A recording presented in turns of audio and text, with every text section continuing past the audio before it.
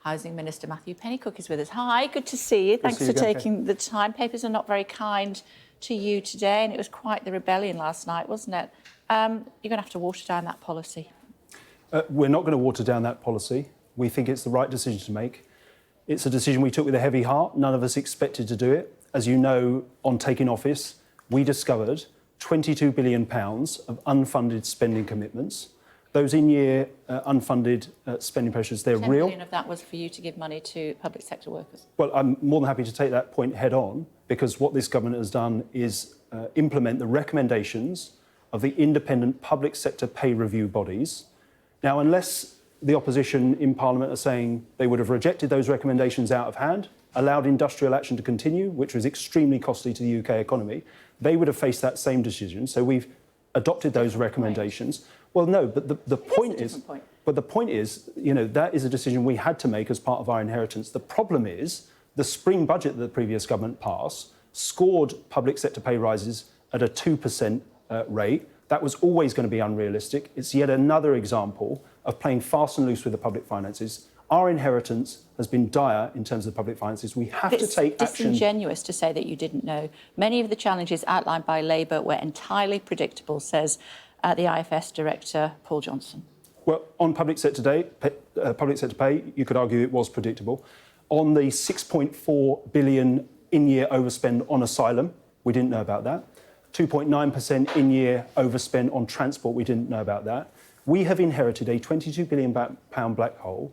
We have to take We have to take decisive action this year to close that gap. Okay. And that involves difficult choices. There's no pain-free choices. So you thought you'd nick 300 quid off pensioners? Well, there are no pain-free choices here. And why we took the decision to means test winter fuel payments is both because there are lots of pensioners who receive that payment who don't need it. I've actually been struck on a constituency level by the number of people who've written in and said, I receive this, I don't need it, I think you are making the right decision.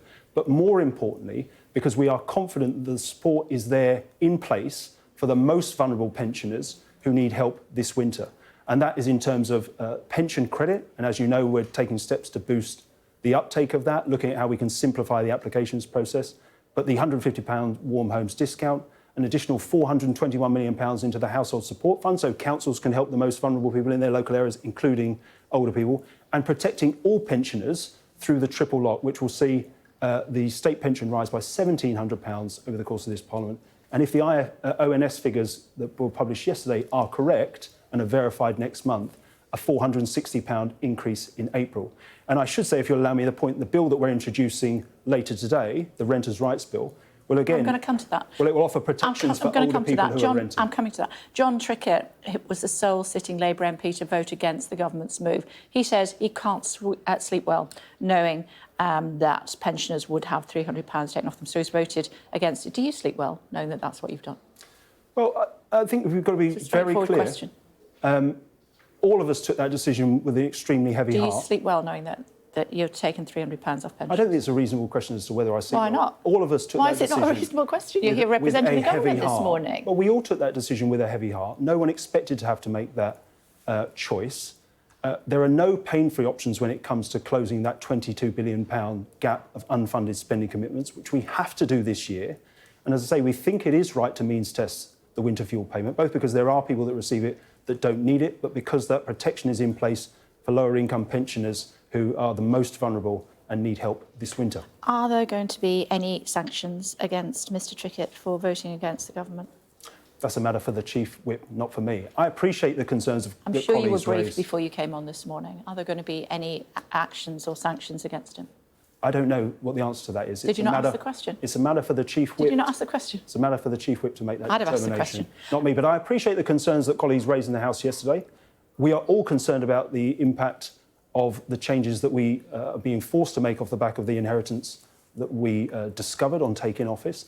But we think it is the right decision to do. What is important is we put that protection in place for the most vulnerable constituents, and in particular, drive up the uptake of pension credit, because it is a scandal that 880,000 people don't claim it. You've talked about that. 1,700 prisoners let out early in England and Wales yesterday. I know you're going to blame the previous government for that as well, but what are the optics when you see people being let out of prison early, celebrating with bubbles at the front of the prison? The optics aren't great, but again, and I will blame the previous government, because we inherited a prison system on the verge of collapse.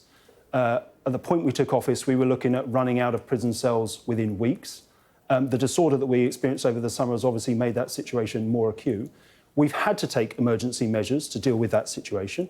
We've done so in a different way to the previous government. Its early prisoner release programme was carried out under a veil of secrecy, if you like. We've been transparent about what we're doing. We've put protections in place in terms of excluding the most serious offences, giving the probation service the advance notice it needs to put in place early release plans. But not advising victims before people were coming out. But we know it's only it's an emergency stopgap, and we know we've got to do what is right to get the prison system back on its feet. And that includes building the prisons that the previous government promised it would and never did, and lowering reoffending rates within prison. Several of the prisoners that were early released yesterday said that they had nowhere to go and they expected to be back in prison soon.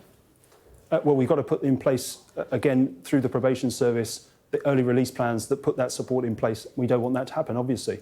But it again, wasn't in place ahead of yesterday. But again, because we've been driven by the state of the prison system to put in place emergency measures to deal with those pressures.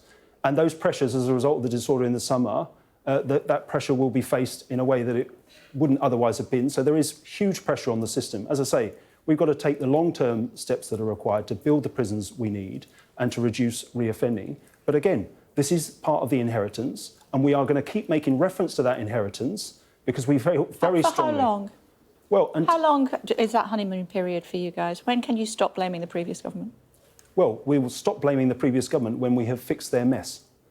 And when it comes to that £22 billion in-year black hole, when we put the public finances on a sound footing so that we can have sustainable growth that allows us to invest in public services and improve living standards. So more than one term, then? Or where we put the prison system back on its feet. So more than one term? I think rebuilding Britain, as we were very clear throughout the general election, is a long-term project. It's at least a 10-year project. It will take time because of the severity of the inheritance that we received. Tell me about the Renters' Rights Bill.